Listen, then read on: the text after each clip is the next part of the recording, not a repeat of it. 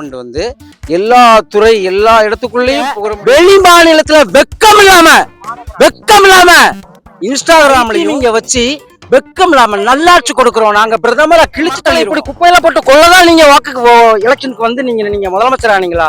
அண்ணன் விஜய் அவர்களே உட்கார்ந்து இங்க ரோடெல்லாம் குப்பை கேட்க போனா வெக்க கேளான அரசாங்கம் விஜய் ஜோசப்பின் ஆட்சி இந்த குப்பை ஆட்சி. இந்த குப்பை ஆட்சி அனைத்து மந்திரிகளும் இந்த குப்பையில வந்து வாழுங்க உங்க ஆட்சியில நடக்கு. கேவல புதிதாக வந்திருக்கும் எமது விஜய் ஜோசப் அண்ணன் அவர்களுடைய ஆட்சியில் திருப்பூர் மாவட்டம் முழுவதுமே வந்து பார்த்தீங்கன்னா ஃபுல்லாகவே குப்பை மாவட்டமாக மாற்றி வச்சுருக்காங்க. இங்கே வந்து இந்த டிவிகே கட்சியை நம்பி அண்ணன் விஜய் அவர்களை நம்பி இங்கே உள்ள வேட்பாளர் யாருன்னே தெரியாது நிறைய பேருக்கு. அவங்க பேர் வந்து சத்யபாமா நின்று திருப்பூர் வடக்கு தொகுதியில் நின்று வெற்றி பெற்றிருக்காங்க. அந்த அம்மா மக்களுக்கு நல்லது செய்ய வந்தாங்களா என்னங்கிறது எனக்கு தெரியல. ஆனால் ஒரே ஒரு விஷயம், நீங்கள் இந்த இடத்த பாருங்க மக்களே, நீங்கள் நீங்கள் இந்த இடத்த பாருங்க. நீங்கள் சொல்லுங்க, இந்த அக்கா சத்யபாமா அவர்கள் வந்து இப்போ ஏசி ரூம்ல ஏசி கார்ல இப்ப எப்படியாத்தான் இருப்பாங்க, அதுதான் உண்மை. இங்க பாருங்க, சாதாரண வாக்கு செலுத்திய மக்களுக்கு உண்டான நிலையை பாருங்க. இங்க வந்து கொஞ்சம் வாங்கினேன், இங்க வந்து இந்த குப்பையை பாருங்க, ஃபுல்லா பிளாஸ்டிக்கு மக்கவே மக்காது.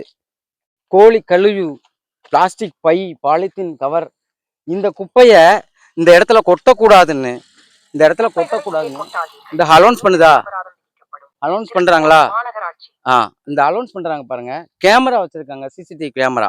காவல்துறை டிபார்ட்மெண்ட் வந்து எல்லா டிபார்ட்மெண்ட்டுக்குள்ளேயும் போகலாம். காவல்துறை டிபார்ட்மெண்ட் வந்து எல்லா இடத்துக்குள்ளேயும் போக முடியும்னா அது வந்து காவல்துறை மட்டும்தான். காவல்துறைக்கு இந்த ஃபுட்டேஜை கொடுத்து யாரெல்லாம் இங்க குப்பையை கொட்டுறாங்களோ அவங்க மீது எல்லாம் வழக்கு பதியல. இந்த அரசு குப்பை அரசு, விஜயன் ஆட்சி குப்பை ஆட்சி. இந்த குப்பை ஆட்சியை வச்சுக்கொண்டு நீங்க வெளி மாநிலத்துல வெக்கம் இல்லாம இன்ஸ்டாகிராம்லயும் உங்க ஐடி இங்க வச்சு வெக்கம் இல்லாம நல்லாட்சி கொடுக்கிறோம் நாங்க பிரதமரை கிழிச்சு தள்ளிடுவோம்.